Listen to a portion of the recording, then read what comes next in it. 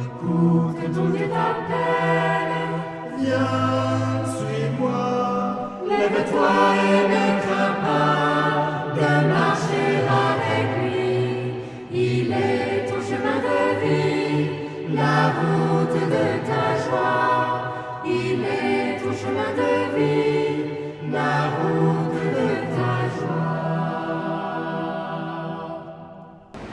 Donc ça tombe bien, le calendrier liturgique, ou plutôt le cycle des lectures liturgiques, nous a proposé Saint Luc aujourd'hui, donc ça nous arrange.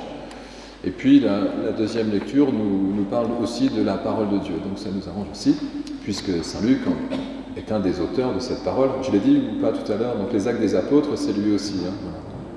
D'ailleurs, on dit que c'est l'apôtre, pas des nations, mais il a quand même ouvert à l'universel par son évangile, et notamment axé du côté de la miséricorde de Dieu, voilà, celui qui nous rejoint universellement à travers un amour qui est aussi un pardon. Bon, voilà, c'était plus ou moins dit dans la prière d'ouverture.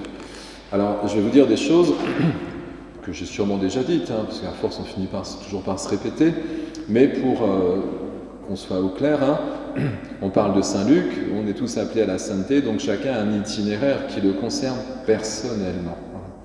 Donc la parole de Dieu que vous avez entendue, les paroles de Dieu que vous avez entendues, elles parlent de vous, de nous, de chacun de nous. Voilà, comme ça c'est plus simple, ça évite d'aller voir ce qui s'est passé dans le désert entre l'Égypte et puis la Terre Sainte pour le peuple hébreu, c'était la première lecture, ou simplement ce que dit Paul à Timothée. Quelque part, il nous le dit aussi à nous-mêmes, c'est important. Puis l'Évangile, quelque part, nous parle de nous. Donc ça veut dire que la veuve, elle est sûrement pas loin de vous, et puis les adversaires non plus. Bon, s'accrocher. Alors, donc la parole qui est donnée à la fin, qui conclut l'Évangile par Jésus, c'est le Fils de l'homme, quand il viendra, trouvera-t-il la foi sur la terre? Enfin, il ne va pas revenir, Jésus. Soyons clairs. Alors je vous rappelle ce que c'est que le Fils de l'homme, pour ceux qui ont oublié. Le Fils de la femme, merci maman, c'est ce corps-là. Le Fils de l'homme, c'est l'enfant de Dieu en vous, c'est pas que Jésus. Voilà, c'est un terme générique, si vous voulez, pour dire une anthropologie spirituelle qui concerne chacun des enfants de Dieu. Portons ce Fils de l'homme.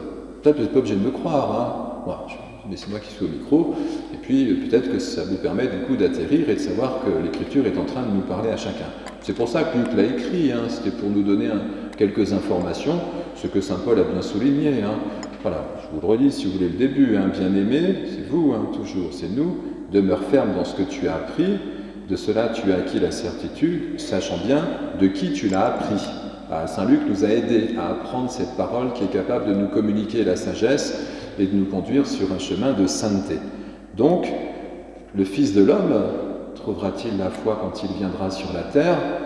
Écoutez, l'Apocalypse vous dirait que le Fils de l'homme ou le ressuscité frappe à votre porte, et puis vous connaissez un peu l'Écriture, je pense, et que si vous ouvrez la porte, il prend son repas avec vous. C'est la messe, oui. Nous sommes rassemblés au titre de notre foi. Donc que Dieu nous invite, ou que les cloches sonnent dans le village pour nous rappeler que nous sommes appelés, nous répondons par la foi, et puis de fait, il est au milieu de nous et en nous. Donc le Fils de l'homme, c'est Jésus, mais c'est tous ses frères et sœurs. Donc c'est nous, voilà. Alors ce Fils de l'homme, il nous est confié quelque part. Alors ça va, je vais essayer de ne pas être trop long, mais restez connectés.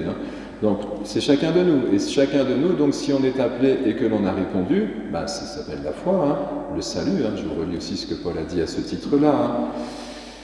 Toute l'Écriture est inspirée par Dieu. Elle a le pouvoir de te communiquer la sagesse en vue du salut par la foi. Bon, nous sommes créés à l'image de Dieu. Une semence divine étant chacun de nous, nous sommes cette terre dont nous est confié le jardin dans lequel nous est confiée la semence. Et la semence doit grandir. Le Fils de l'homme doit grandir en chacun de nous.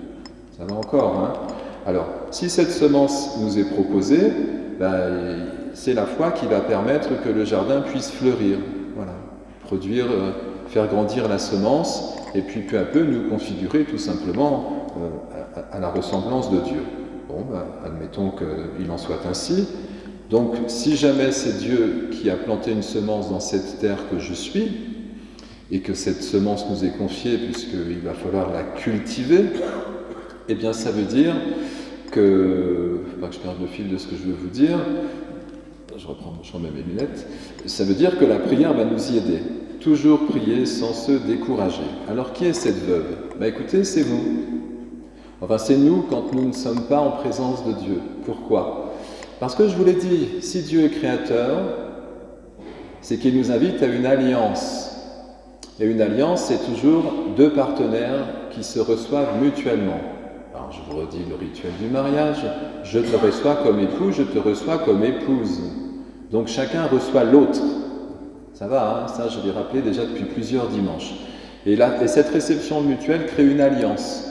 Alors l'Écriture sainte est composée de deux alliances. Bon, on va pas faire du catéchisme, ancienne alliance, nouvelle alliance. Mais enfin, c'est une histoire d'alliance. Entre qui et qui? Entre Dieu et chacun de nous. De quelle manière? Dieu nous reçoit et nous consentons à le recevoir. Il frappe à notre porte, si nous ouvrons la porte, il prend son repas avec nous. Donc cette alliance, elle est liée, si vous suivez toujours, au fait que nous sommes au féminin. Parce que nous sommes la terre, la création, des créatures. Dieu nous a donné la vie. Il a ensemencé le champ, voilà, sur notre vie, et puis nous sommes invités à des épousailles. Heureux les invités au repas des noces de l'agneau. On dit ça désormais dans le nouveau rituel. Donc c'est des noces qui ne sont pas que celles de Jésus. Ce sont des noces, une alliance qui nous est proposée, une invitation que Dieu nous fait. Donc nous sommes épousés. Bon. Et si nous sommes épousés, nous sommes fécondés. Et si nous sommes fécondés, c'est qu'il y a une filiation, le Fils de l'homme, qui nous est confié. Ça va encore ou pas? Bon, admettons que ça aille. Alors, il y a des adversaires, mais ils sont toujours en nous. Voilà, je sais bien, vous faites un voyage historique quand on lit l'Écriture. Non, mais revenez, c'est une Écriture sainte. Elle a le pouvoir de te communiquer la sagesse. Donc c'est pas pour nous raconter l'histoire du peuple élu. Les adversaires sont dans la première lecture. Et oui, Moïse se retrouve à voyager pendant 40 ans avec ses disciples, là, ses citoyens, c'est vrai, le peuple élu, le peuple hébreu. Ils vont d'où à où déjà? D'Égypte à la terre promise. Et il y a des adversaires sur le terrain, sur le chemin, tout le temps. Là, aujourd'hui, vous avez les Amalécites. Je crois que c'est ça, Non, si c'est cela. Bon, c'est pas bien qu'ils sont des tribus païennes, probablement, voilà, clairement. Et donc, si Moïse fait ça, ils sont victorieux. Mais s'il fait ça, ils perdent. On connaît un peu ce texte-là. Donc, bien sûr, il lui cale les mains pour être sûr qu'il soit toujours en position réceptive, d'alliance, à l'écoute de Dieu. Car c'est lui qui donne la victoire. Bon. Alors, très bien. Vous savez, c'est l'expression populaire, les bras m'en tombent quand on est surpris et désappointé. Donc, nos adversaires ne sont pas à l'extérieur, ils sont à l'intérieur. Vous n'avez pas oublié l'histoire de la veuve, déjà. La veuve, c'est vous. Pourquoi? Vous avez compris. Mais parce que si vous n'êtes pas épousé de Dieu, vous êtes veuve. Et je vous rappelle que dans l'Écriture, il n'y a pas de veuf. Je vois que vous êtes concentrés à quoi.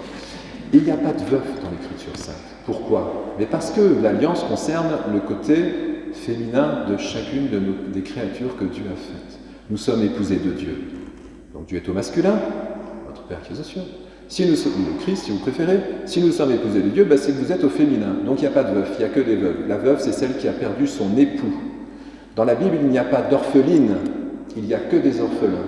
Et oui, parce que le Fils de l'homme en vous, il est au masculin. Donc si vous n'avez pas Dieu pour père, vous êtes sans parents. Ça va encore. Je vous ai dit que c'était un peu compliqué ou pas. Bon, c'est pas si compliqué, me semble-t-il. Alors du coup, j'ai perdu ce que je vous disais juste avant. Je vous disais quoi? Les adversaires, ils sont à l'intérieur de nous.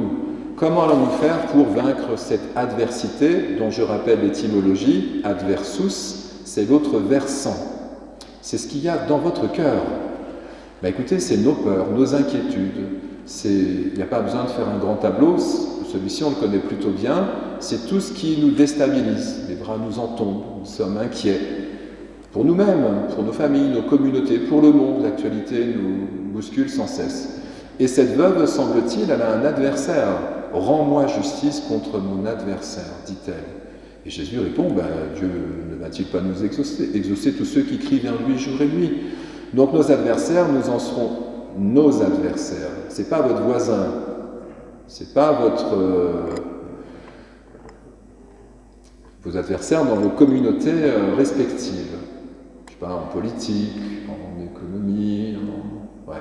Là où il y a de la tension et que les humains ont du mal à s'entendre. C'est en nous qu'il faut regarder. Voilà. Je suis désolé, mais l'autre, je vous l'ai déjà dit, vous ne le changerez jamais. Mais nous pouvons changer, à condition que cette adversité que j'ai repérée, en mon fort intérieur, soit confiée à Dieu. C'est ça la victoire. Dieu peut assurer la victoire. Dieu seul est juste.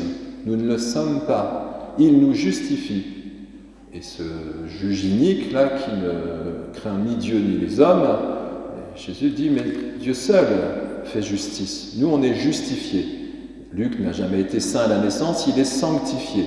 Ce sont des personnes qui ont fait l'expérience de leur adversité personnelle et qui ont demandé le secours à Dieu, comme ça a été chanté par Guylaine dans le psaume.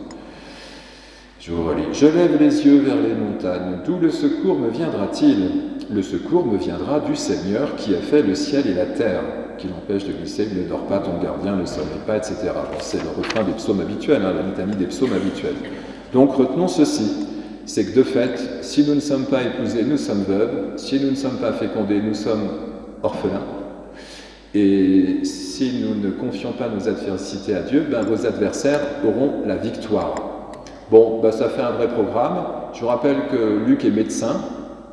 Bon, au moins médecine du monde, mais il est devenu médecin des âmes, à travers l'écriture qu'il a posée. Mais qu'est-ce que le médecin va venir soigner ? Nos adversités. On dit de Jésus qu'il est médecin aussi. Il est celui qui visite. Alors, c'est l'évangile qu'on a régulièrement, qui le redresse les accablés, fait voir les aveugles, etc. Il vient visiter nos maladies. Oui, mais est-ce qu'on lui a donné ? Le Fils de l'homme, quand il viendra, trouvera-t-il la foi sur la terre ? Bon, que Luc nous aide, et puis on peut rendre grâce pour les belles pages d'écriture qu'il nous a laissées. C'est un bel évangile, me semble-t-il. Il a ouvert l'espace aux nations et à l'universel pour nous rappeler que tous, nous sommes malades et pécheurs, et que du coup, si nous levons les mains vers Dieu saintement, avec foi, eh bien, nous serons justifiés et bien portants. Amen.